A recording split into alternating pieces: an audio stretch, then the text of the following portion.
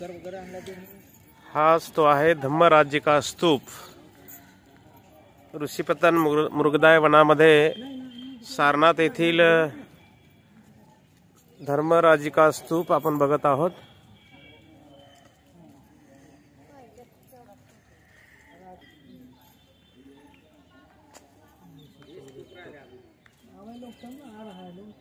इस स्तूप का निर्माण सम्राट अशोक द्वारा बुद्ध के धातु अवशेषों का प्रतिष्ठापित करने के उद्देश्य से कराया गया.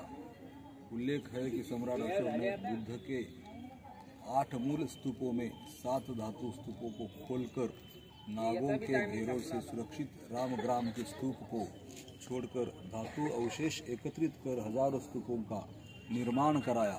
धर्मराजिका स्तूप उन्हीं में से एक है. उत्खनन से प्राप्त निष्कर्ष के आधार पर मूल रूप में यह एक छोटा स्तूप था जिसका व्यास केवल 50 फीट था. परवर्ती काल में 6 विभिन्न चरणों में इसे परिवर्धित किया गया जिसमें इसकी ऊंचाई में वृद्धि प्रदक्षिणा. बताया करते थे कि धर्मराजिका स्तूप एक ऐसा स्तूप है जो उस स्तूप से भी बड़ा था. पंचवग्गीय भिक्षुओं को भगवान ने देशना जब दिया तो उसमें कौंडिन्य जो है अरहत हुए. बाकी 4 भिक्षु आकर के यहाँ अरहत हुए. इसको हम पढ़ रहे हैं और समझाते चल रहे हैं. देखिए लिखा है धर्मराजिका स्तूप. पहला शब्द है धर्म. धर्म का कैसे हम समझेंगे? धर्म एक ऐसी चीज होती है जो धारण किया जाता है. जैसे आग का धर्म है जलना और जलाना. छोटी चीज देंगे तो भी जला देगी, बड़ी चीज देगी तो भी जला दी, झोपड़ी जला देगी, महल जला देगी, सब जला. उसका गुण है क्या है? जलना और जला. पानी का गुण है शीतलता देना. 3 तरह का उसमें होता है पानी, ठोस, द्रव और गैस. ठीक है. तो अलग अलग जो धारण किया जाता है वही है धर्म. धर्मराजिका स्तूप. ठीक है. इस स्तूप का निर्माण सम्राट अशोक द्वारा बुद्ध के धातु अवशेषों को प्रतिष्ठापित करने के उद्देश्य से कराया था. धातु क्या है? जब कुशीनगर में भगवान जो है परिनिर्वाण को प्राप्त होते हैं तो शेष अवशेष बचता है वो हुआ शरीर का अंग, जैसे बाल, नख, ये वो. ठीक है. उल्लेख है कि सम्राट अशोक ने बुद्ध के 8 मूल स्तूपों अपने भारतवर्ष में ही नहीं, भारत तो बहुत बृहद भारतवर्ष था, उसमें 8 मूल स्तूपों में से सर्वोपरि ये था. ये भगवान देशना इस पर बैठ करके दिया करते थे. शिक्षा यहाँ बैठ करके दिया करते थे. धातु स्तूप को खोलकर 8 मूल स्तूपों में से 7 धातु स्तूपों को खोलकर नागों के घेरे के में सुरक्षित रामग्राम के स्तूप को छोड़कर. नागों का शब्द है, आप पहले नागों की राजधानी थी नागपुर. ठीक है. जैसे नाग कौन है?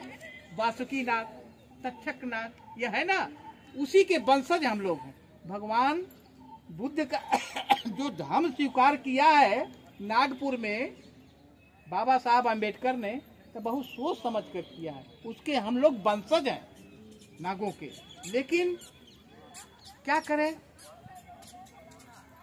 अब वो शब्द वहाँ नहीं बोलना चाहते हैं हम.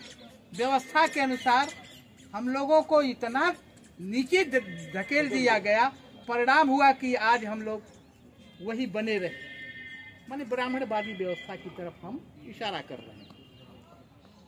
धातु अवशेष को एकत्रित कर हजारों स्तूप का निर्माण कराया. हजारों नहीं, 84,000 वही धातु. धर्मराज का स्तूप उन्हीं में से एक है. ये स्तूप जो है उनमें से एक है. ठीक है. उत्खनन से प्राप्त निष्कर्षों के आधार पर मूल रूप में यह एक छोटा स्तूप था.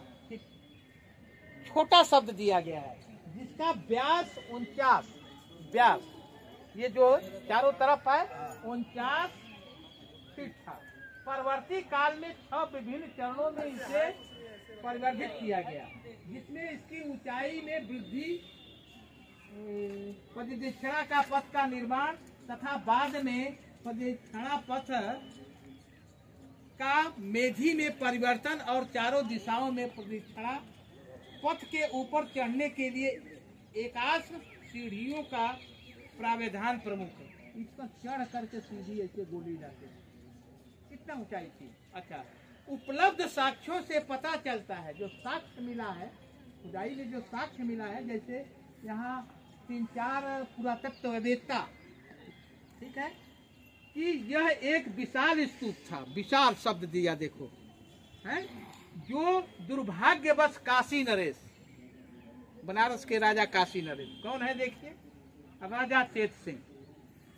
क्योंकि यहाँ के हम लोग हैं, इर्द गिर्द के रहने वाले हैं, तो इनके बारे में, चेत सिंह के बारे में कहा जाता था कि आदमी का ऐसे खोपड़ी दबाते थे, तो जिस तरह आलू को, जो पका आलू को किया जाता वो चोखा बन जाता था, मतलब होता था, वैसे ये थे।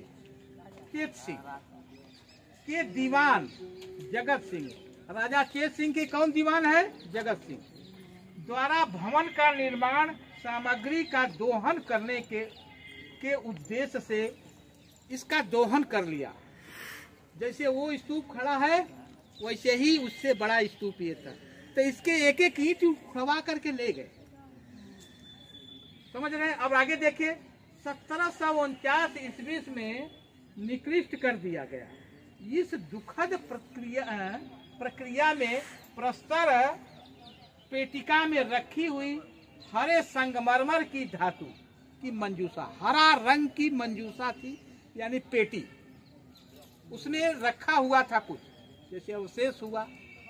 कार्य कारण के सिद्धांत पर भगवान सम्यक संबुद्ध ने चला, यही दीक्षा दिया। मंजूसा भी प्राप्त हुई थी। यह प्रस्तर पेटिका भारतीय संग्रहालय कलकत्ता में सुरक्षित है, वो सुरक्षित है। लेकिन और आगे देखें, किंतु यह धातु मंजूसा गंगा नदी में फेंक दी गई। किसके द्वारा? राजा और चेत सिंह के द्वारा और जगत सिंह के द्वारा, ठीक है, सुरक्षित है, फेंक दी गई। बाद में इस स्थल के पुरातात्विक उत्खनन में स्तूप की परिधि के समीप 2 अति महत्वपूर्ण प्रतिमाएं प्राप्त हुई। पहली लाल बलुए पत्थर की कुषाण कालीन, कुषाण का राजा कौन था? कनिष्क गुरुजी, है ना? हाँ, कालीन बोधिसत्व की मूर्ति, बोधिसत्व भगवान सम्यक संबुद्ध की मूर्ति। तो किस पत्थर में? बलुए पत्थर में, ये लाल पत्थर में, ठीक है, मूर्ति। तथा दूसरी गुप्तकालीन बुद्ध की प्रतिमा, जिसमें उन्हें धर्म चक्र प्रवर्तन, वहां भी धर्म चक्र प्रवर्तन था, यहाँ भी। ये बात हमेशा ध्यान रखिएगा, वहाँ एक भिक्षु अरहत हुआ था, यहाँ 4 भिक्षु अरहत हुए, चारों ब्राह्मण समुदाय के, ठीक है, कि मुद्रा में यह दर्शाया गया है। जो ये लिखा गया है उसका प्रमाण सुरक्षित है। दुर्भाग्यवश हम आपको इसके अवशेषों को म्यूजियम में नहीं दिखाना, मतलब दिखा पा रहे हैं, कारण है कि समयाभाव। तो इसी पर हो करके भगवान सम्यक संबुद्ध देशना दिया करते थे, शिक्षा दिया करते थे। और आप लोग पूज्य भंते जी के द्वारा कार्य कारण के सिद्धांत पर के संबंध में पूछिएगा। जैसे यहाँ किस कारण आप आए हैं? तो घूमने के कारण, ज्ञानवर्धन के कारण, है ना, कार्य कर रहे हैं, मैंने कार्य कारण का सिद्धांत यहीं पर उन्होंने दिया। अब हम लोग को 2 और बच गया। जो सबसे अधिक महत्वपूर्ण था ये म्यूजियम, वो तो नहीं देख पाए। एक महत्वपूर्ण आपने देख लिया, धर्मराज का स्तूप और स्तूप का देख लिया। अब चलते हैं, जो है एक टेम्पल है थाईलैंड का, जो खड़ी मूर्ति है 84 फीट की। इधर भी मूर्ति है, गुलाबी टेम्पल कहा जाता है। वहाँ तो नहीं जा पाएंगे आप। यदि कल समय देंगे तो हो सकता है, नहीं देंगे तो, क्योंकि लंबी यात्रा है आपकी, तो ठीक है, नहीं तो फिर यहाँ का इतिहास लगभग खत्म होता है। अब आगे की तरफ कदम बढ़ाए हम लोग। साधु साधु साधु। एलोरा के बाजू में मैं रहता।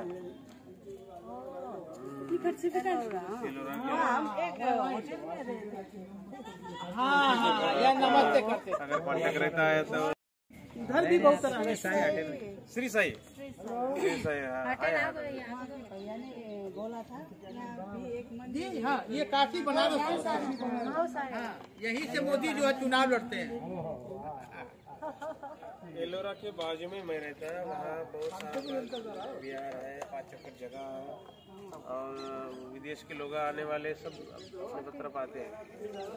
औरंगाबाद से जब जाते हैं एलोरा तो पहले बीच में दौलताबाद अपना विश्व शांति बुद्ध विहार लगता है, बाद में एलोरा लगता है। ऐसा है। मालूम नहीं थी, इसलिए उधर अजंता में भी होटल में रहे। और इधर नेपाल में कहाँ रहते? नेपाल में भक्तपुर में पाती जी है। तो 4-5-6 दिन के बाद हम लुम्बिनी जाने वाले हैं। कुशीनगर होके लुम्बिनी।